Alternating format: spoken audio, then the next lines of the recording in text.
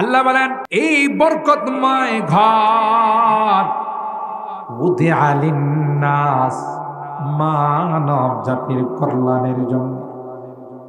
তোমরা এখানে এসে তওয়াফ করবে, আমি আল্লাহ প্রতিটা চক্করে তোমাদের জীবনের গুনাহগুলো মাফ করে দেব। শুধু তাই নয়, যদি তোমরা এই মসজিদের দিকে, আমার ঘরের দিকে যদি তাকাইয়া থাকো রে, আমি আল্লাহ প্রতিটি দৃষ্টিতে তোমাদের আমল নামায় বৃষ্টি করে রহমত নাজিল করে দেব। এই ঘর যখন বানানো শেষ হয়ে গেল, হযরত আদমকে দিয়ে আল্লাহ বানাইলেন, হযরত শীশ আলাইহিস সালামকে দিয়ে আল্লাহ বানাইলেন। এইভাবে অনেক বাড়ি ঘর বানানো হলো।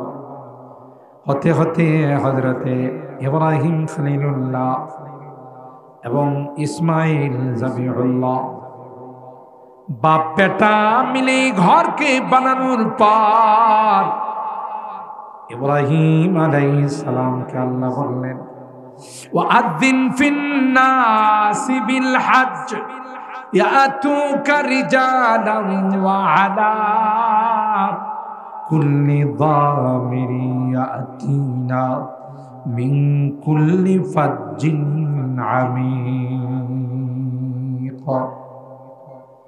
সাইয়েদনা হযরত ইব্রাহিম কে আল্লাহ বললেন, হে ইব্রাহিম, গোটা বিশ্বের মানুষকে তুমি এলান দাও, ঘোষণা দাও, এরা যেন জীবনে একবার হলেও আমার ঘরকে জিয়ারত করে যায়। গোটা বিশ্বের মানুষ, তাফসীরের কিতাবে আসছে ইব্রাহিম খলিলুল্লাহ খানায়ে কাবার সামনে দাঁড়ায় গোটা বিশ্বের মানুষকে এলান দিল, আওয়াজ দিল, ইয়া আইয়ুহান নাস ইন্নাল্লাহা বানা লাকুম বাইতান ওয়া আওজাবা আলাইকুমুল হজ্জ ফাআজিবু রাব্বাকুম ফালতাফাতা ইয়ামিনান ওয়া শিমালান ওয়া শারকান ওয়া গারবা। গোটা বিশ্বের মানুষ কি ইব্রাহিম আলাইহিস সালাম ডাক দিয়ে বলেন, হে বিশ্বের মানব সকল, আল্লাহ পাক রব্বুল আলামিন তোমাদের জন্য একটি ঘর বানাইছেন। তোমাদের জন্য জীবনে তোমাদের উপর একবার হজকে ফরজ করে দিয়েছে। তোমরা তোমাদের রবের ডাকে সাড়া দিয়া জীবনে একবার হলো এই ঘর জিয়ারত করে যাও।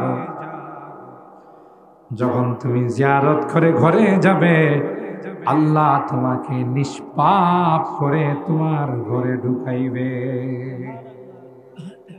তাহলে টোটাল এই ঘরটাকে আল্লাহ বানাইছেন মানব জাতির হেদায়েতের জন্য, মানব জাতির কল্যাণের জন্য। কথা বলেন ঠিক কিনা?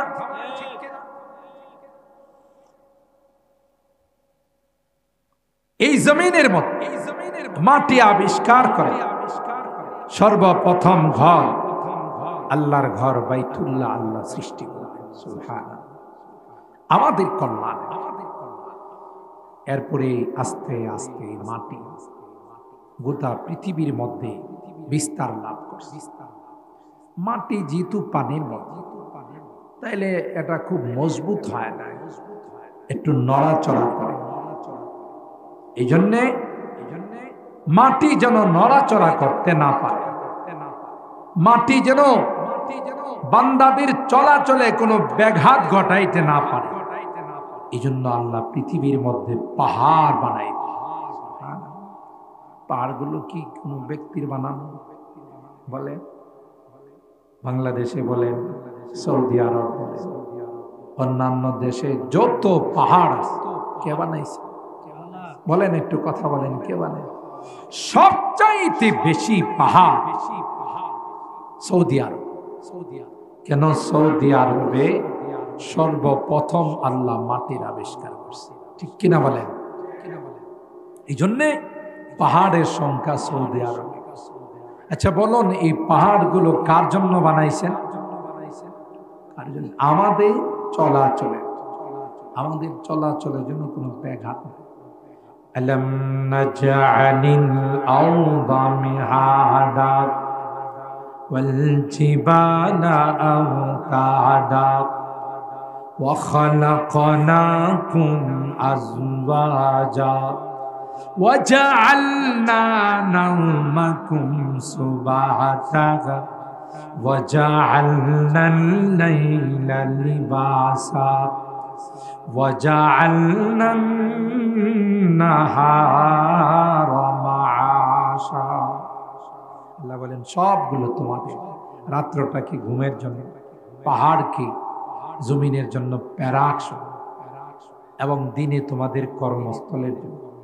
সব তোমাদের, যা কিছু দেখো, পাহাড় পর্বত নদী নালা সাগর মহাসাগর, সবগুলো তোমাদের ফায়দা। আলাম তারাও আন্নাল্লাহা সাখখারা লাকুম মা ফিস সামাওয়াতি ওয়া মা ফিল আরদ ওয়া আসবাগা আলাইকুম নিআমাহু যাহিরাতান ওয়া বাতিনা। আল্লাহ কই দেখো না, মাথা থেকে পা পর্যন্ত গোটা পৃথিবীর মধ্যে আমি আল্লাহ তোমাদেরকে নিয়ামতের মধ্যে ডুবিয়ে রাখলাম। আল্লাহু আকবার। কোন নিয়ামতটাকে অস্বীকার করবে? কোন একটা নিয়ামতকে অস্বীকার করার উপায় নাই। সূরা আর রহমানে বারবার আল্লাহ বলেন ফাবি আই আলা রাব্বিকুমা তুকাযিবান। এই মানব আর দানব, তোমরা আমার কোন নিয়ামতটাকে অস্বীকার করতে? ছোট থেকে ছোট, বড় থেকে, আপনি কোন নিয়ামতকে খাটো করে দেখার অবকাশ আছে? কোন নিয়ামতকে খাটো করে দেখা? এই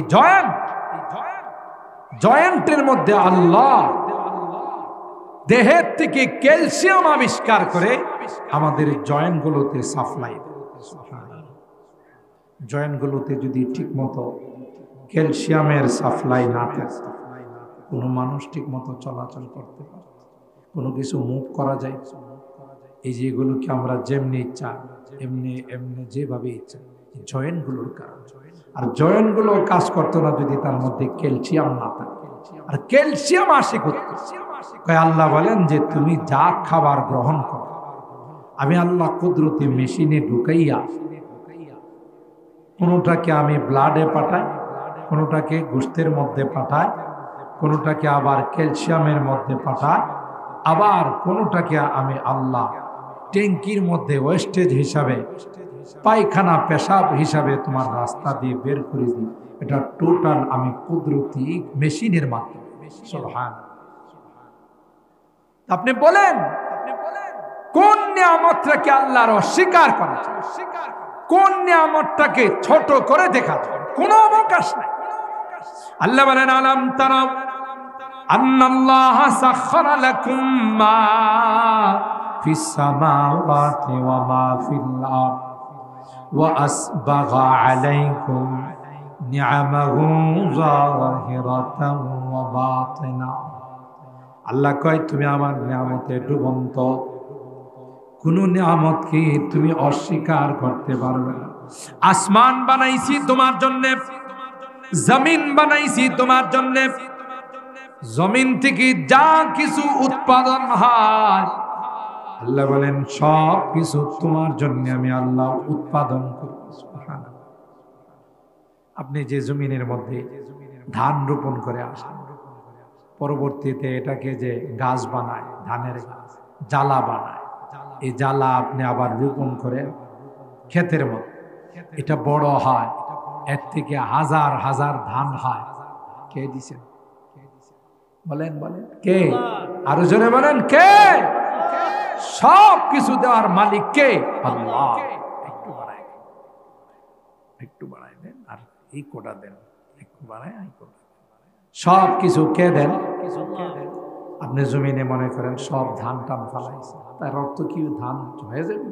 যদি আল্লাহ আআনতুম তাজরাউনাহু আম নাহনুজ জারিউন। আল্লাহ বলেন তুমি ফসল করো না আমি তোমার ফসল ঘরের মধ্যে পৌঁছে। যে আপনাদের বলছিলাম মনে একবার, যখন নতুন ডিপ মেশিন আসলো, গভীর নলকূপ যাকে বলে, পানি জমিন থেকে বের করে এই পানি দিয়ে চাষাবাদ করে, তখন এই ব্রাহ্মণবাড়িয়াতে একজন টিউনো না ইউনিও, হ্যাঁ তখন তো মহকুমা ছিল না, আগের কাছে উদ্বোধন করবেন সরকারি কর্মকর্তা। তখন উদ্বোধনী অনুষ্ঠানে তিনি বক্তব্য দিতে গিয়ে বলেছিলেন, এখন থেকে আর আমাদেরকে ছাতক পাখির মতো আকাশের দিকে তাকিয়ে থাকতে হবে না। নাউজুবিল্লাহ। মানে বৃষ্টির অপেক্ষা করা।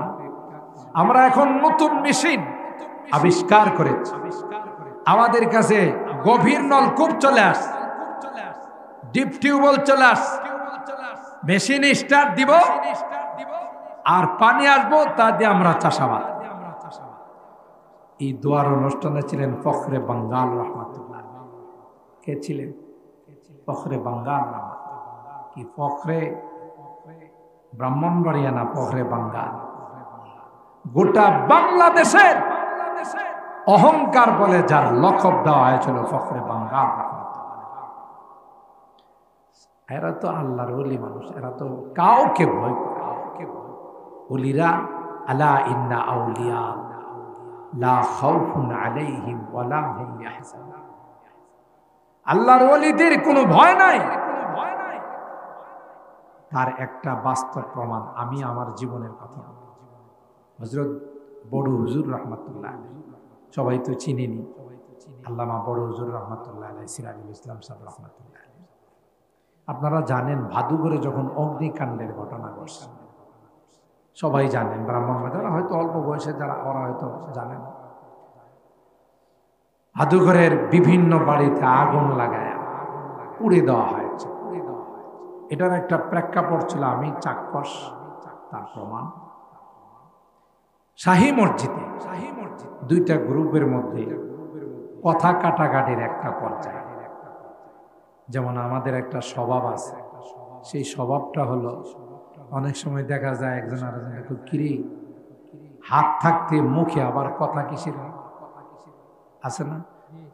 আপনাদের খয়াসারে নাই, সমাজের কিছু সর্দার আছে, ওরা গন্ডগোল লাগাইতে পারলে লালের লাল, দুইটা পক্ষর মধ্যে লাগাইতে পারলেই পাতলা মালের লেনদেন হয়। পাতলা মাল বুঝেন তো? এখনকার সমাজে আল্লাহ মাফ করে, খাঁটি মাতবর খাঁটি সর্দার খুব কম আছে। কথা বলেন ঠিক না? একবারে নাই আমি বলেন খুব কম, রেয়ার। কি করে? একটা পক্ষ যদি আয়সা ওনার কাছে বিচার দেয় যে অমুক পাড়ার অমুক মহল্লার অমুকে আমার সাথে খারাপ আচরণ করছে, আপনারে জানাই গেলাম, ওনার উচিত তাকে বুঝিয়ে দেওয়া, যেহেতু উনি মুরব্বী মাতবর, যে ঠিক আছে হ্যাঁ না হয় দুই কথা তোমার বইলেই ফালাইছে, তুমি আর এটার প্রতিশোধ নিতে যাও না, গেলে এটা আগুন লাগবো, এটা দরবার গন্ডগোল বাইরে আসবে, দরকার। কিন্তু জবাবটা এইভাবে না দিয়ে কিভাবে দেয়? ওই তোরে যা ইচ্ছা তাই কিছু কুমাশালির মোড়ে, খেদাসির মোড়ে, আনন্দ বাজারে, সড়ক বাজারে, মেড্ডা পীর বাড়িতে, বিরাসারে, তুই কি হাতে ছুরি ঘুরে বসে আসিলি? বলেন না বলেন না বলেন? এই জাতীয় কথা বলে কিনা? এটা বলার দ্বারা কি গন্ডগোলটা থামাইলো না আর আগুন জ্বালাইল? কোথাইলে আপনি যেহেতু বললেন তাইলে কিন্তু আমি এটা কালকে প্রতিশোধ। দেখা গেল এটার মধ্যে গন্ডগোল আরো বাড়ায়, দুইটা পক্ষের মধ্যে একটা পর্যায়ে খুনাখুনির পর্যায়ে চলে যায়। ঠিক কিনা বলেন? খুনাখুনির পর্যায়ে চলে যা, লাস্ট পর্যন্ত অনেক বড় বিশাল দরবার সালিশ হয়। এতে করে মাঝখান থেকে ফায়দাটা নেয় ওই যে মাতবর লাগাইছে, হ্যাঁ, কারণ দুই পক্ষই তার কাছে যাবে, গেলেই পাতলা মালের বিনিময় হবে। কথা হয় না, পাতলা মালের লেনদেন হয়। আর এই পাতলা মাল পায়া যে বিচার করে, এই বিচার কোনোদিন সঠিক আর নেই বিচার হতে পারে, নিঃসন্দেহে 2 নম্বরের বিচার। তো যাই হোক, একটা পর্যায়ে ওখানে কথা কাটাকাটির পর্যায়ে হয়তো কিছু হাতাহাতি ওরা করছে। ওই পক্ষের যারা বেদাতি করে, ওরা ওই দিক দিয়ে গন্ডগোল হয়েছে, এটা ওখানে শেষ।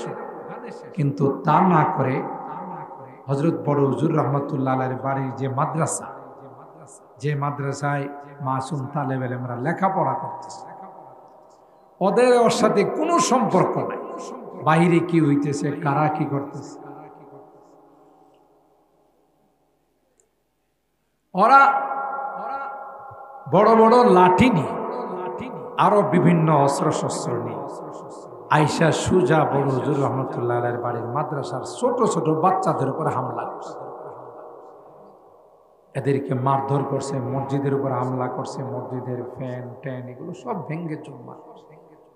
যেমন আমরা টঙ্গীর ময়দানে কিছুদিন আগে, কয়েক বছর আগে দেখছি 1800 একটা গ্রুপ তারা করছে কি, ওই ময়দানে গিয়ে যারা ময়দানে ইবাদত বন্দেগী করতেছিল, সুষ্ঠুভাবে ওখানে কাজ করতেছিল, তাদের উপর আঘাত, তাদেরকে অকথ্যভাবে নির্যাতন করলো, মারধর। একটা পর্যায়ে ওখানকার মাটির যে মাদ্রাসা আছে হিফজখানা, ওখানে কচিকাচা বাচ্চারা লেখাপড়া করে, মাসুম, ওদের উপরও তারা মারধর চালায়, ওদেরকে ভয় দেখায়, তুরাগ নদীর মধ্যে তাদেরকে ফেলে দেয়, ছোট ছোট বাচ্চা। তো এই যে হিংসা হিংসা যারা করে, এরা কখনো সফল হয়।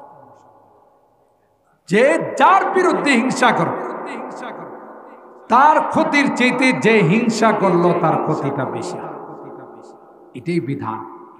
যেমন হিংসা করছে শয়তান আদমের, ঠিক না? হযরত আদম আলাইহিস সালামের ব্যাপারে হিংসা। আদম আলাইহিস সালামের তো কোনো দোষ নেই। আদম আলাইহিস সালামকে জান্নাতে থাকতে কে বলছেন? হাওয়া আলাইহিস সালামকে জান্নাতে বসবাস করতে কে বলছেন? উসকুন্না আনতা ওয়া যাওজুকাল জান্নাহ ওয়া কুলা মিনহা রাগাদান হাইসু শি'তুমা ওয়ালা তাকরাবা হাযিহিশ শাজারা ফাতাকুনা মিনাজ জালিমিন। সকল ফেরেশতাদেরকে যখন আল্লাহ বললেন আমি আদম বানাইছি, ইন্টারভিউতে আদম ভালো রেজাল্ট করছে, কথা বলেন ঠিক?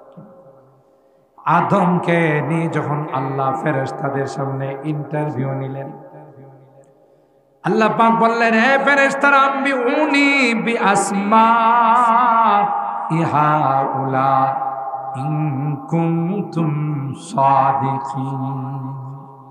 তোমরা তো মনে মনে বলেছিলে তোমরা অনেক জ্ঞানী, তোমরা অনেক জাননেওয়ালা, যদি তাই হয় তার বাস্তবায়ন করো, তার প্রমাণ দাও।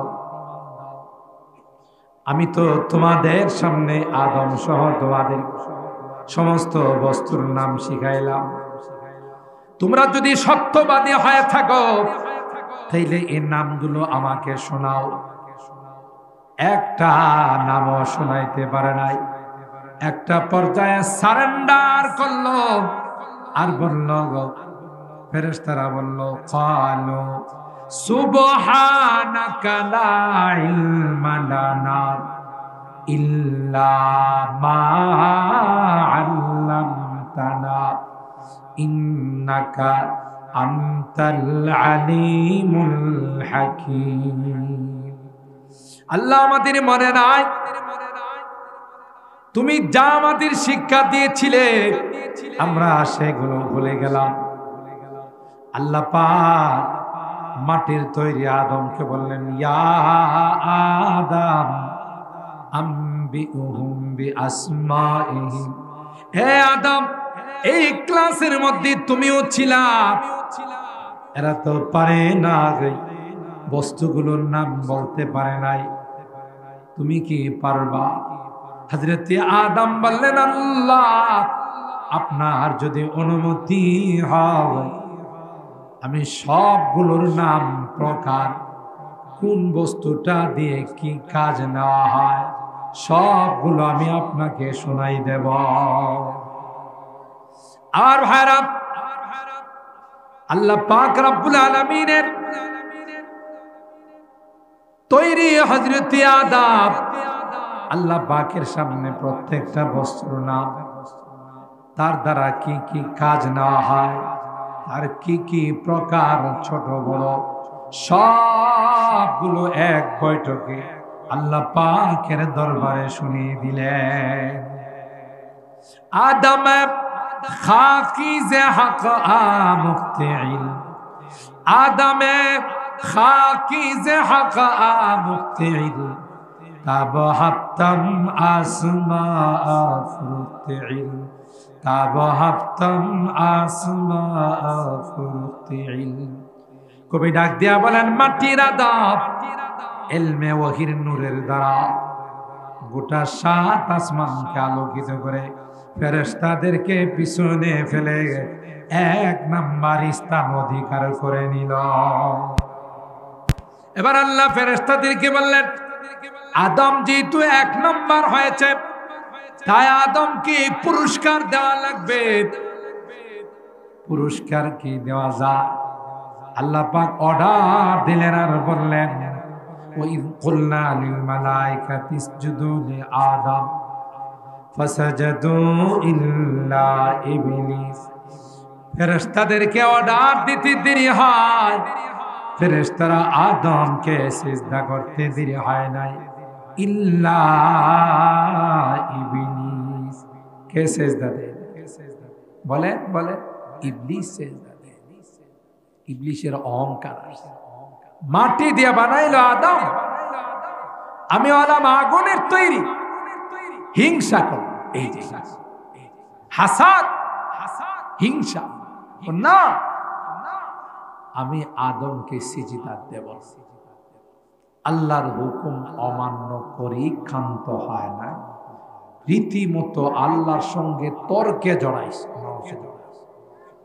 আল্লাহকে বলেন, ক্বালা আনা খায়রুম মিন খালাকতানি মিন নার ওয়া খালাকতাহু মিন তিন। আল্লাহ, তুমি আমাকে আগুন দিয়া বানাই, আদমকে মাটি দিয়া বানাই, কি করে মাটির আদমকে আগুনের ইবলিস সিজদা করতে পারে? আল্লাহর হুকুমকে অমান্য করলো, নিজস্ব যুক্তি দেখা। আল্লাহ তার উপরে রাগ হয়ে গেল, হুকুম দিলাম আমি আদমকে সিজদা করার জন্য, আর সেখানে তুই আমার হুকুমকে অমান্য করে যুক্তি তর্ক পেশ, বের হয় জান্নাত থেকে বের করে। এই হিংসা তার, যে আদমের কারণে আমি জান্নাত থেকে বের হয়ে গেলাম, সেই আদম এবং তার সন্তানদেরকে জান্নাতে আসতে দেব না। আসলে কি আদমের কারণে বাইরেছে না নিজের কারণে বাইরেছে? এই বোঝা গেল, নিজে দুষ করে আরেকজনের উপরে চাপানো, এটা ইবলিসের খাসলা। এরকমের লোক তো ব্রাহ্মণবাড়িয়াতে নাই। দুষ করে নিজে চাপায় আরেকজনের ঘাড়ে, ঠিক কিনা বলেন? এটা ইবলিসের স্বভাব। আচ্ছা বলুন, এই ইবলিসে হিংসা করে লাভবান হয়েছে না ক্ষতিগ্রস্ত? ইবলিসে হিংসা করে ক্ষতিগ্রস্ত। কেমন ক্ষতিগ্রস্ত? জীবনের জন্য আগুনের তাপ, লানতের তাপ তার গলাতে লাগানো, কোনদিন সে আর আল্লাহর জান্নাতে যাইতে পারে, ঠিক কিনা বলে? তো মুহতারাম হাজিরিন, যে কথা বলতেছিলাম, এই হিংসা ওইদিকে গন্ডগোল, আয়েশা হামলা করছে মাসুম বাচ্চা, এটা আল্লাহ বরদাস্ত। এই খবর যখন মানুষে শুনছে, তাদের কলিজার মধ্যে আঘাত গিয়ে মানুষে ওখানে তাদের বাড়ি ঘর জ্বালিয়ে, তখন হযরত বড় হুজুর রাহমাতুল্লাহ আলাইহি একা একা বাড়িতে থাকেন। থানার ঊর্ধ্বতন কর্মকর্তা গিয়ে বলছেন, হুজুর কোনো কারণে যদি আপনার গায়ে টাচ করে এটা তো আমরা মেনে নিতে পারবো না, সুতরাং আপনি কিছুদিনের জন্য আপনার বাড়ি থেকে একটু দূরে চলে যান, বাহিরে যান। আল্লাহর ওলি সুজা বলছে, আমি একা হলো বাড়িতে থাকি, আমি সমস্ত হিংসুকদের হিংসাকে ভয় করি না, আমার আল্লাহকে আমি ভয় করি। সুবহানাল্লাহ। বুঝা গেল আল্লাহ ওয়ালা যারা হয়, নেককার দিনদার যারা হয়, এরা পৃথিবীর কোনো কিছুকে ভয় করে না, একমাত্র কাকে ভয় করে? আল্লাহকে। আর যারা হিংসুক হয় তারা যতই চেষ্টা করে, আল্লাহ যখন কাউকে হেফাজত করে পৃথিবীর কেউ তাকে কিছু করতে পারে, ঠিক কিনা বলে? মক্কার কাফের মুশরিকরা দলবদ্ধভাবে আল্লাহর হাবিবকে হত্যা করার জন্য শীতের মৌসুম পুরা হুজরা মুবারক ঘেরাও করে তলোয়ার হাত, আর আল্লাহর হাবিব বসে বসে কোরআনে কারীম তিলাওয়াত করে। সুবহানাল্লাহ।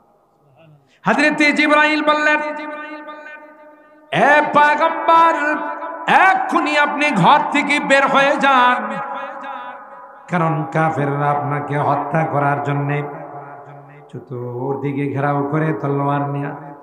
আল্লাহর নবী কয়, কি করে আমি বাহির হব? চতুর্দিকে তো ঘেরাও, কোনো কিছুর দরকার না, আপনি হাতের মুষ্টির মধ্যে কিছু বালু নিয়া আপনি শুধু বলবেন শাহাতিল ওযু, আমি আল্লাহ ওই বালুগুলোকে প্রত্যেকটা কাফেরের চোখের মধ্যে পৌঁছাই দিব। আর ভাইরা, ওই বালুগুলো যখন আল্লাহর হাবিবের হাত থেকে আল্লাহ পাক কাফের মুশরিকদের চোখের মধ্যে পৌঁছাই দিল, মরিচের গোড়ার মতো জ্বালা পোড়া শুরু হয়। হাত দিয়ে কসলা গাই তলোয়ার গুলো নিচে পড়ে গেল। আল্লাহ পাক হাবিবকে ডাক দেয়া কয়, আপনি দেরি করেন না, সুজা আপনার হুজরা মোবারক থেকে বের হয়ে যান। সুবহানাল্লাহ। হিংসুকরা হিংসা করে পারে নাই, কে রক্ষা করছে? জোরে বলেন, কে? আল্লাহ। আল্লাহ পাক কোরআনে কারীমের মধ্যে বলেন, ওমা রামাইতা ইদ রামাইতা ওয়ালাকিন্নাল্লাহ রামা। এ পয়গম্বর, আপনি যখন একদিকে বালু মেরেছিলেন, আপনি মেরেছিলেন একদিকে ঘর, চতুর্দিকে আমি আল্লাহ কুদরতি ভাবে পৌঁছে দিয়েছিলাম। পারে নাই, হিংসা করে ষড়যন্ত্র করে আল্লাহর হাবিবকে এবং তার মিশনকে থামাইতে পারে। ঠিক কিনা বলেন? থামাইতে পারছে? আল্লাহর হাবিবেরই মিশনকে থামাইতে। এই জন্য বলা হয়, जो जलाता है किसी को खुद जलता है जरूर, जो जलाता है किसी को खुद जलता है जरूर, शमा भी जल जाता है परवाना जल जाने के बाद, शमा भी जल जाता है परवाना जल जाने के बाद। और हैरत हजरत इब्राहिम खलीलुल्लाह के अल्लाह पाक डाक दिया বললেন, আপনি শুধু আওয়াজ দেন, আমি আল্লাহ পৃথিবীর সকল দ্বার প্রান্তে আনাচে কানাচে আপনার আওয়াজ কুদরতি ভাবে পৌঁছাই দিব। কিয়ামত পর্যন্ত যারা আল্লাহর ঘর জিয়ারত করতে যাবে, আল্লাহ তাদের কানে ইব্রাহিম আলাইহিস সালামের আওয়াজ পৌঁছাই দিবেন। সুবহানাল্লাহ। মুহতারাম হাজিরিন, আজকে এই খানায়ে কাবা পৃথিবীর মধ্যে আছে, গোটা বিশ্বের সমস্ত শক্তি একত্রিত হয়ে খানায়ে কাবাকে যদি ধ্বংস করার জন্য যায়, পারবে? সৌদি সরকারের কোন বিমান বাহিনী নৌবাহিনী, সেনাবাহিনীর দরকার হবে না। একটা বাহিনী আছে 24 ঘন্টা খানায় কাবার মধ্যে তফ করে, চক্কর লাগায়। ওই বাহিনী, যে বাহিনী দিয়া আব্রাহাকে আল্লাহ ধ্বংস করেছে, ঠিক না? আব্রাহা আসছিল হস্তি বাহিনী, ছোট্ট পাখি, তার ঠোঁটের মধ্যে আল্লাহ পাক ছোট্ট একটি পাথর দিয়েছে। এর থেকে বৈজ্ঞানিকরা পারমাণবিক বানায়। যে সর্বপ্রথম পারমাণবিক ছিল আল্লাহর দেওয়া পাথর, যেই পাথর নিক্ষেপ করার সাথে সাথে হাতি সহ হাতির উপরে যে সৈনিক ছিল সবগুলোকে জমিনের সঙ্গে মিশাই দিয়েছে। সুবহানাল্লাহ। ষড়যন্ত্র করে পারে না। পৃথিবীতে যত মসজিদ আছে সমস্ত মসজিদগুলোর সম্পর্ক খানায় কাবা। সুবহানাল্লাহ। আর এই মসজিদগুলোর সাথে যারা সম্পর্ক রাখে তারা হলো মসজিদের বাসিন্দা, মসজিদের পরিবার। এই মসজিদগুলো যখন বগি হয়ে কুচ হয়ে খানায় কাবা ইঞ্জিনের সঙ্গে মিলে যাবে, তখন সবগুলো কিনে প্যাসেঞ্জার নিয়ে খানায় কাবা রওনা দিবে সোজা আল্লাহর জান্নাতে।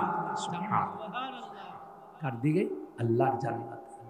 যারা মুসল্লি, যারা মসজিদের বিভিন্ন কাজে আন্তরিকতার সাথে সহযোগিতা, রমজান আসছে, হুজুর মসজিদে ইফতার মাহফিল, আমি 5,000 টাকা দিলাম, রোজাদাররা আমার এই টাকা দিয়ে ইফতার দেয়। এখানে ইমাম, মুয়াজ্জিন, হাফেজ সাহেবদের আমি হুজুর যেহেতু ওনারা আমাদেরকে কোরআন শোনাইতেছে, তাদের আমি মেহমানদারি করবো স্বেচ্ছায়।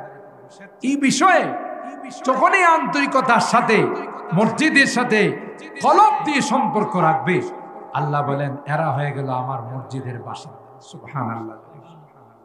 আর কিয়ামতের কঠিন ময়দানে এই মসজিদ তার প্যাসেঞ্জারদেরকে, বাসিন্দাদেরকে নিয়ে সুজা রওনা দিবে আল্লাহর জান্নাতে। আল্লাহু আকবার। মুহতারাম হাজিরিন, তাই আমি যে কথা বলতেছিলাম যে আসমান আর জমিন আল্লাহ পাক কাদের জন্য বানাইছেন? আমাদের জন্য। এবং এই যে ভাষার পরিবর্তন, রঙের পরিবর্তন, মানুষের কালচারের পরিবর্তন, এটা আল্লাহ। সুবহানাল্লাহ। আমরা মাতৃভাষা আমাদের বাংলা, সৌদিদের মাতৃভাষা আরবি, ঠিক না? মিডল ইস্টে যারা, পাকিস্তানিদের মাতৃভাষা উর্দু, ইন্ডিয়ানদের মাতৃভাষা হিন্দি, তাই এটি কি নরেন্দ্র মোদী হিন্দি ভাষা বানাইছে? পাকিস্তানের সরকার উর্দু ভাষা বানাইছে? বাংলাদেশের শেখ মুজিব কি বাংলা ভাষা বানাইছে? কথা কান। বরং এই ভাষা কে দিছে? আল্লাহ বলেন ওয়াখতিলাফু আলসিনাতিকুম ওয়া আলওয়ানিকুম, তোমাদের ভাষার পরিবর্তন, তোমাদের রঙের পরিবর্তন। যেমনি ভাবে আমি আল্লাহ আসমান আর জমিন বানাইছি, পৃথিবীর মানুষের জন্য ভাষাগুলো আমি আল্লাহ বানাইছি। তোমরা যে বাংলা ভাষায় কথা বলো, বাংলাদেশে জন্মাইছো তাই বাংলা ভাষা দিয়ে কথা বলো। সৌদি আরবে জন্মাইলে আরবি ভাষা দিয়ে কথা, পাকিস্তানে জন্ম নিলে উর্দু ভাষা, ইন্ডিয়াতে জন্ম নিলে হিন্দি ভাষা। আল্লাহ কয় পৃথিবীর মধ্যে যত ভাষা, এই সবগুলো ভাষা আমি আল্লাহর সৃষ্টি। আরো মজার ব্যাপার, হযরত আদমকে যখন আল্লাহ বানাইলেন, যে ঘটনা একটু আগে বললাম, বানায়া যখন আল্লাহ বললেন আদম, প্রত্যেকটা জিনিসের নাম বলে দাও। হযরত আদম কখনো জিনিসগুলোর নাম আরবিতে বলে, কখনো ইংলিশে বলে, কখনো ফার্সিতে বলে, কখনো উর্দুতে বলে, কখনো হিন্দিতে বলে। সুবহানাল্লাহ। যে কয়টা ভাষা হযরত আদম আল্লাহর দরবারে উপস্থাপন করেছিলেন, আল্লাহ ডাক দেয়া কয় আদম, এই প্রত্যেকটা ভাষায় তোমার সন্তানদের ভাষা। তাহলে বুঝা গেল বাবা আমাদের বাংলা ভাষা তো আল্লাহর কাছে কথা কইছেন। সুবহানাল্লাহ। ইংরেজি ভাষায়, আরবি ভাষায়। তাইলে আন্তর্জাতিক মাতৃভাষা দিবস আসলে আমরা যে সিস্টেমে এটাকে পালন করি, আজকের আলোচনার দ্বারা যেহেতু আল্লাহ পাকের কুদরতি নিদর্শন, এই ভাষা আন্তর্জাতিক মাতৃভাষা দিবস আসলে প্রত্যেকটা মানুষের জন্য, বিশেষ করে আমরা যারা বাংলাদেশি, আমাদের জন্য উচিত 2 রাকাত নামাজ পড়ে আল্লাহর কাছে সলাতু শুকর, যে আল্লাহ আমাকে তুমি বাংলা ভাষায় কথা বলাইতেছো, আমাকে কথা বলার বাক শক্তি দান করছো। অনেকে তো ইচ্ছা করলেও কথা বলতে পারে, বোবারা পারে, এই জন্য সলাতু শুকর আদায়। কিন্তু আমরা যে সিস্টেমে যারা ভাষার জন্য আন্দোলন করছে, শাহাদত বরণ করছে, তাদের নামে গান বানাইছে। আচ্ছা বলুন, এরা জান দিয়ে এই ভাষাকে আন্তর্জাতিক ভাষার মান দিয়ে চলে গেছে, এদের নামে গান গাইলে কি কোনো লাভ? এরা এখন যে জগতে আছে, এই জগতে গানের কি কোনো হাদিয়া দেওয়া আছে? বরং এদের আত্মার মাগফিরাতের জন্য 3 বার কুল হুয়াল্লাহ শরীফ পড়ে আল্লাহর কাছে দোয়া করলে তাদের আত্মা শান্তি পায়। ঠিক কিনা বলেন? আমার উদ্দেশ্য এটাই ছিল যে আল্লাহ পাকের এই সকল কুদরতি নিদর্শনগুলো নিয়ে বিভিন্ন আয়াত আল্লাহ আমাদেরকে চিন্তা করার জন্য, ফিকির করার জন্য, যে তোমাদেরকে একটা চিন্তা শক্তি দিই, চিন্তা চেতনা দিই, তোমরা এগুলো দিয়ে তোমরা আমাকে গবেষণা করো, আমার কুদরতি নিদর্শনগুলোকে গবেষণা করো। কি হবে ফলাফল? ফলাফল তখন তোমাদের অন্তরে আমার আজমত, আমার বড়ত্ব বসবে। তাই তোমরা আমার হুকুমের বাহিরে চলবে না। ঠিক কিনা বলে? আল্লাহ তাআলা আমাদেরকে আল্লাহর কুদরতি নিদর্শন গবেষণা করা, আসমান আর জমিনের সৃষ্টি নিয়ে আমাদেরকে ফিকির করার এবং আল্লাহর বড়ত্ব অন্তরে ঢুকানোর এবং এর অনুধাবন করে আমাদেরকে আল্লাহর হুকুম আহকামগুলো গোটা জিন্দেগিতে মানা, আল্লাহর ঘর মসজিদের সাথে সম্পর্ক রাখা, নবীর ঘর মাদ্রাসার সাথে, মাদ্রাসার থেকে যারা বের হয় নায়েবে রাসূল ওয়ারাসাতুল আম্বিয়া উলামায়ে কেরামদেরকে অন্তর দিয়া মহব্বত করার তৌফিক দান করুন। আমিন বলুন, আর জোরে বলুন আমিন। আমরা যেন আজীবন তাদের সাথে সম্পর্ক রেখে, মহব্বত রেখে আমরা দুনিয়া থেকে বিদায় নিতে পারি। আল্লাহ আমাদের সবাইকে তৌফিক দান করুন। সম্মানিত সুধী, আমি আপনাদেরকে মোবারকবাদ জানাই, ধন্যবাদ জানাই। প্রতি বছর আপনারা খয়াসার মসজিদকে কেন্দ্র করে এবং এই খয়াসারের যুবকরা অত্যন্ত সুন্দরভাবে আয়োজন করে থাকেন, আমাকেও স্মরণ করেন। আমিও চেষ্টা করি আপনাদেরকে একটু সময় দেওয়ার জন্য। আপনাদের মসজিদের ইমাম হযরত মাওলানা হাফেজ সাদেক সাহেব খুব মহব্বতের মানুষ, ছোটকাল থেকে আমাদেরকে মহব্বত করেন। সেই হিসাবে যদিও একটু সময় পাইলেই আমি চেষ্টা করি আপনাদের এই দাওয়াতে সাড়া দেওয়ার জন্য, আসার জন্য। ব্যস্ততা অনেক বেশি, যে কারণে হয়তো ঠিকঠাক মতো আসতে পারে না, আপনাদের কষ্ট হয়। তারপরেও আপনাদের সামনে উপস্থিত হয়ে আপনাদের এই হৃদয়ে নেংড়ানো ভালোবাসা, মহব্বত, আর এটাই কিয়ামতের ময়দানে থাকবে। দ্বীনের জন্য, ইসলামের জন্য একজন আরেকজনকে ভালোবাসবে, এই দুইজনকে আল্লাহ তাআলা আরশে আজিমের নিচে ছায়া দিবেন। আল্লাহ আমাদের এই মাহফিলকে কবুল করুন। যারা এই মাহফিলের সাথে জড়িত, পরামর্শ দিয়ে, টাকা পয়সা দিয়ে, শ্রম দিয়ে, আমার এই যুবকরা, প্রত্যেকটা বড় বড় মাহফিল বাংলাদেশে এখন হচ্ছে যুবকদের উদ্যোগ। আর এই যুবকরা কি করতে না পারে? যুবকরা কায়া পাল্টাই দিতে পারে, কথা পায় না। আমরা নতুন স্বাধীনতার মধ্যে দেখছি যে এই যুবকদের দ্বারা অনেক কিছু সম্ভব।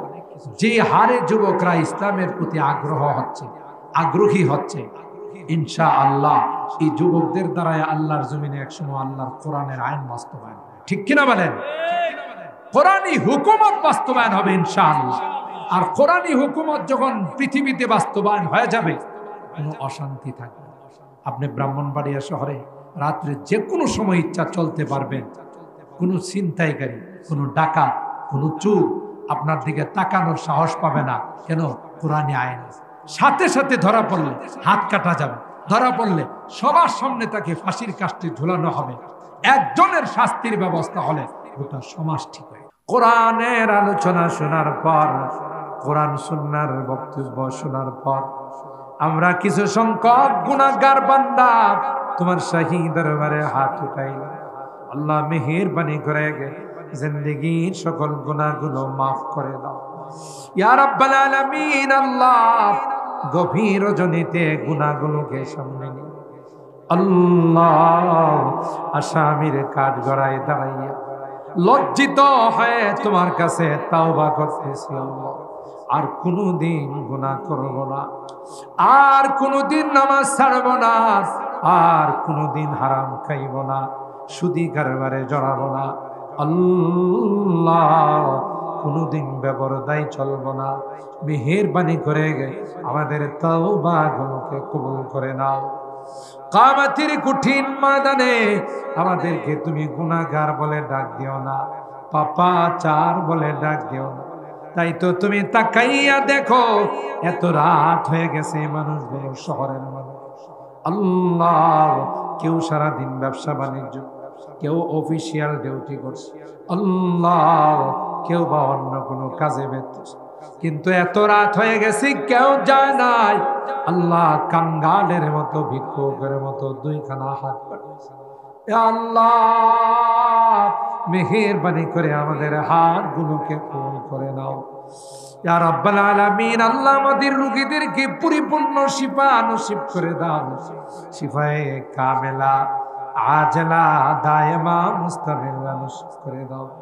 আজকের মাহফিলে যারাই যেভাবে সহযোগিতা করেছে, টাকা পয়সা দিয়া, পরামর্শ দিয়া, আল্লাহ শ্রম দিয়ে সকল আর সহযোগিতাগুলোকে কবুল করে।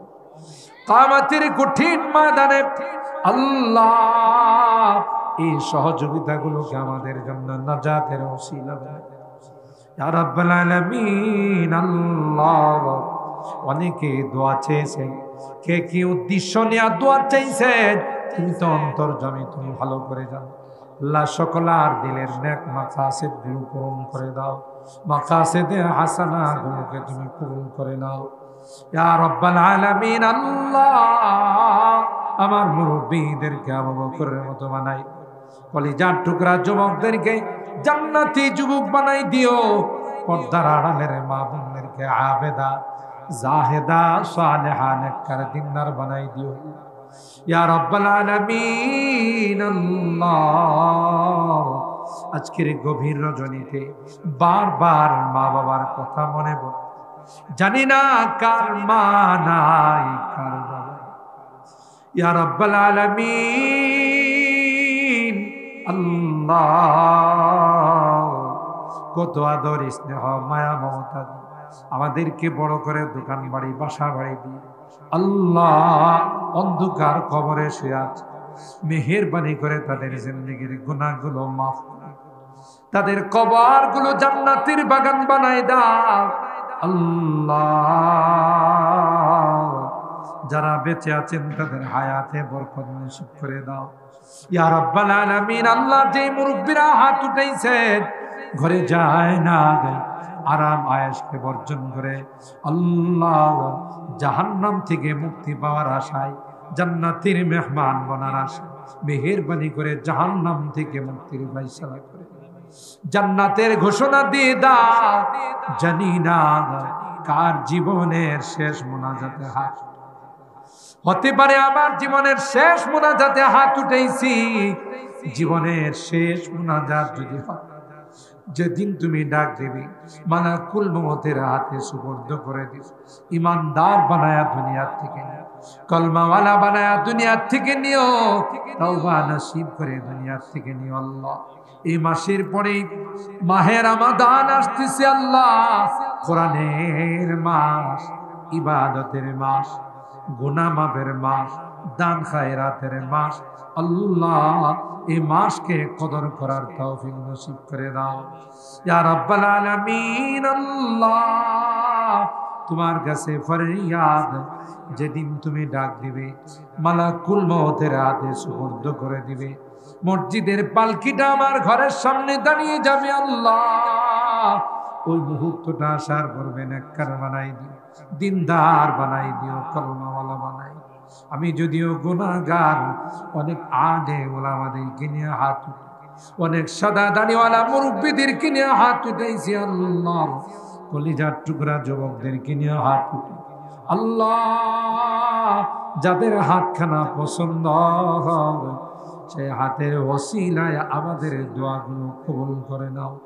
রব্বানা তাকাব্বাল মিন্না ইন্নাকা আনতাস সামিউল আলিম وتب علينا إنك أنت التواب الرحيم سبحان ربك رب العزة عما يصفون وسلام على المرسلين والحمد لله رب العالمين